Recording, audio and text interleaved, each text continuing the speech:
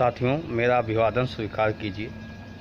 दरअसल आज मैं विश्वकर्मा समाज के विकास की क्रम में उस बात को रखना चाहता हूँ जिसको शायद आप लोग समझ नहीं पा रहे हैं या बहुत कम लोग समझ पा रहे हैं।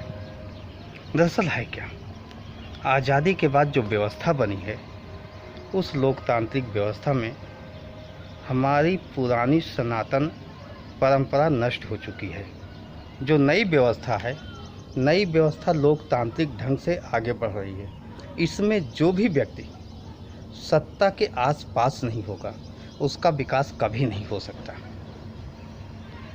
आज उत्तर प्रदेश की बात की जाए तो मोदी जी और योगी जी मिलकर ऐसा कुछ कहते हुए दिखते जरूर हैं कि विश्वकर्मा समाज के वो शुभचिंतक हैं।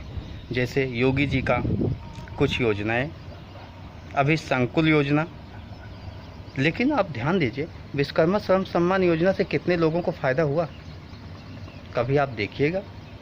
मुझे नहीं लगता है आप 40-50 100 नाम ऐसे बता सकते हैं जो विश्वकर्मा श्रम सम्मान योजना के अंतर्गत लाभान्वित होकर विशेष रूप से आगे बढ़ चुके हैं। ऐसा कोई परिवार आप नहीं बता पाएंगे। ऐसे कभी उत्तर प्रदेश शासन से विश्वकर्मा समाज के लिए आवासीय पट्टा या दुकानों के लिए पट्टा, ऐसा कुछ प्रावधान था, लेकिन उसमें भी कहीं कुछ आपको नहीं दिखा। 2, 4 से 10 लोग अलग बात है कि नेताजी के संपर्क ही रहे हों, मंत्री जी के संपर्क ही रहे हों तो हो गया हो, लेकिन नहीं दिखा। कहने का मतलब विश्वकर्मा समाज राजनीतिक रूप से कहीं भी नहीं दिख रहा है। उत्तर प्रदेश में तो एकदम से गायब है। हाँ, 2-4 नेता एदा कदाय आपको मिल जाएंगे, कभी वो सरकार तक पहुंच जाते हैं, कभी नहीं पहुंचते हैं, लेकिन वो अपने अध्यक्षों की चमरबंदगी तक ही रह जाते हैं। अध्यक्ष ही उनके माई बाप होते हैं। वो समाज नहीं, अपने अध्यक्ष के लिए काम करते हैं, अपनी पार्टी के लिए काम करते हैं, समाज के लिए नहीं काम करते। हाँ, समाज का भरपूर दोहन करते हैं, सदुपयोग करते हैं, समाज को ले जाते हैं उनके चरणों में रखने के लिए, अपने अध्यक्ष के चरणों में रखने के लिए। यानी समाज का विकास नहीं हो रहा है।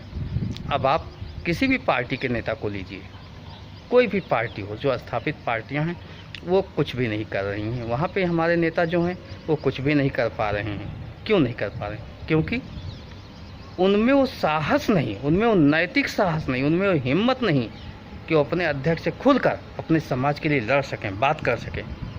दरअसल उन्होंने ऐसा कुछ किया ही नहीं कि समाज उनके साथ लामबंद हो, एक साथ हो, उनकी एक आवाज़ पर लाखों लाख लोग पहुँच जाएँ। किसी भी क्षेत्र में, किसी भी स्थान पर, किसी भी शहर में, किसी भी कस्बे में ऐसा कोई नेता नहीं विश्वकर्मा समाज का। विश्वकर्मा समाज को अपना राजनीतिक वजूद बनाना ही होगा। यदि मैं राजस्थान गुजरात की बात ना करूं तो बाकी अन्य स्थानों पर देख लीजिए, विश्वकर्मा समाज लगभग उपेक्षित है। विशेषकर उत्तर भारत में बहुत उपेक्षित है राजनीतिक रूप से। हिंदी भाषी क्षेत्र में बहुत उपेक्षित है। क्यों उपेक्षित है, इसे समझना होगा। लोग कहते हैं विश्वकर्मा समाज की बात कीजिए, सामाजिक बात कीजिए, राजनीतिक बात ना कीजिए। मैं मानता हूँ सामाजिक बात करना चाहिए, लेकिन सामाजिक बात आप कीजिए ना। कौन मना करता है कि सामाजिक बात ना कीजिए? अरे आप सामाजिक बात कीजिए, समाज विकास की बात कीजिए। लेकिन इन सिद्धांतों को समझना होगा कि पूर्ण विकास के लिए राजनैतिक भागीदारी, सत्ता में भागीदारी बहुत आवश्यक है। मैं उस ओर बढ़ चला हूँ।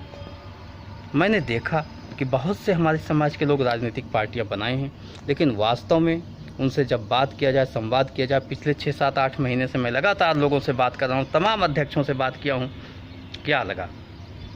दरअसल वो उनका ख्वाब ही ये नहीं होता कि मुझे सत्ता शीर्ष तक पहुंचना है, मुझे इस देश की आम जनता के लिए व्यापक बदलाव करना है। नहीं, आम जनता के लिए नहीं सोचते, वो सिर्फ अपने लिए सोचते हैं, अपनों के लिए सोचते हैं। हाँ, थोड़ा सा कुछ ज़्यादा सोचा तो अपनी समाज के लिए सोचते हैं, कहते हैं अपनी समाज के लिए। यानी मैं कहीं विधायक बन गया, मैं मंत्री बन गया, मेरा कोई जुगाड़ लग गया तो अपने समाज के लिए काम करूँगा, यानी अन्य समाजों को छोड़ देते हैं। अरे भाई, जब सबको छोड़ दोगे तो आप अकेले कैसे बढ़ सकते हो? कभी नहीं बढ़ सकते हो। यानी आप में नेतृत्व क्षमता नहीं है। और बहुत से लोग धन उगाही के लिए ही काम कर रहे हैं। उनका काम है कि पार्टी के नाम पर केवल कुछ सहयोग मिलता रहे, धन मिलता रहे, चंदा मिलता रहे, मेरी पार्टी रजिस्टर्ड है, काम चलता रहेगा। तो ऐसे लोग रजिस्टर्ड तो पार्टी करा लिए हैं, पार्टी के राष्ट्रीय अध्यक्ष अवश्य हैं, लेकिन वास्तव में वो समाज के शुभचिंतक नहीं हैं। ऐसी स्थितियों में आपको आगे बढ़ना होगा, राजनैतिक रूप से आगे चलना होगा। मैं उस दिशा में चल रहा हूँ। अगर आपको लगता है कि मैं सही कह रहा हूँ, आपको मेरी नेतृत्व क्षमता पर विश्वास है, आपको ये लगता है कि पूर्व में किए गए मेरे कार्य या वर्तमान में किए गए कार्य या मेरे जो संवाद आपसे होते हैं उस पर आपको यकीन होता है, तो आप आइए, साथ आइए। क्योंकि दिखावे के लिए बहुतेरे नेता आपके पास आएंगे, बहुतेरे लोग आपके पास आएंगे, बहुत से संगठन बनाकर लोग आएंगे, राजनीतिक पार्टियां बनाकर लोग आएंगे, तमाम राजनीतिक पार्टियों के नेता आपके पास आएंगे, लेकिन वो ना तो आपके हैं, ना आपकी समाज के हैं, वो किसी के शुभचिंतक नहीं है। वो सिर्फ अपने लिए काम करना चाहते हैं, अपने दल के लिए काम करना चाहते हैं। इन्हीं दोनों में से मिलेगा। पूरी समाज के लिए काम करना ही नहीं चाहते। ना तो कोई मिशन है, ना तो कोई विजन है।